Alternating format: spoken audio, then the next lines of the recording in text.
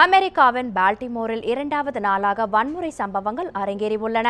Baltimore வன்முறையை காரணமாக வைத்து கொள்ளையடிப்பவர்கள் கடும் தண்டனைக்கு ஆளாக நேரிடும் என அமெரிக்க அதிபர் ஒபாமா எச்சரித்துள்ளார்.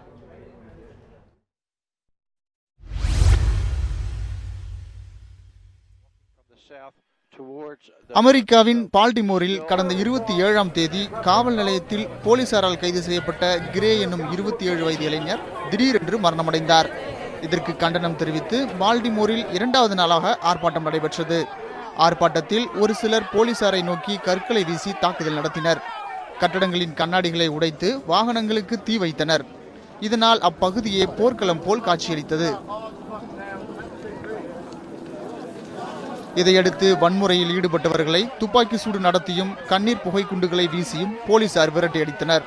இந்த சந்தர்ப்பத்தை பயன்படுத்தி ஒரு சிலர் கடைகளில் இருந்த பொருட்களை கொள்ளையடித்து சென்றனர். பால்டிமோரில் நிகழ்ந்து வரும் சம்பவங்களுக்கு அமெரிக்க அதிபர் ஒபாமா கடும் கண்டனம் தெரிவித்துள்ளார். திருட்டில் ஈடுபடுவோர் மீது கடும் நடவடிக்கை எடுக்கப்படும் என்றும் ஒபாமா எச்சரிக்கை விடுத்துள்ளார்.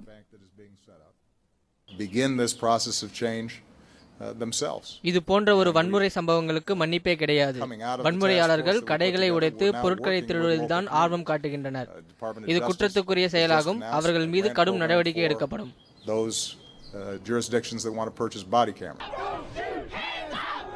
வன்முறை சம்பவங்களை கட்டுப்படுத்தும் நோக்கில் பால்டிமோரில் ஒரு வார காலத்திற்கு ஊரடங்கு உத்தரவு பிறப்பிக்கப்பட்டுள்ளது. ஆனாலும் இரண்டாவது நாளாக போராட்டக்காரர்கள் வன்முறை சம்பவங்களில் ஈடுபட்டு வருகின்றனர். வன்முறை சம்பவங்கள் தொடர்பாக 250 பேர் கைது செய்யப்பட்டனர்.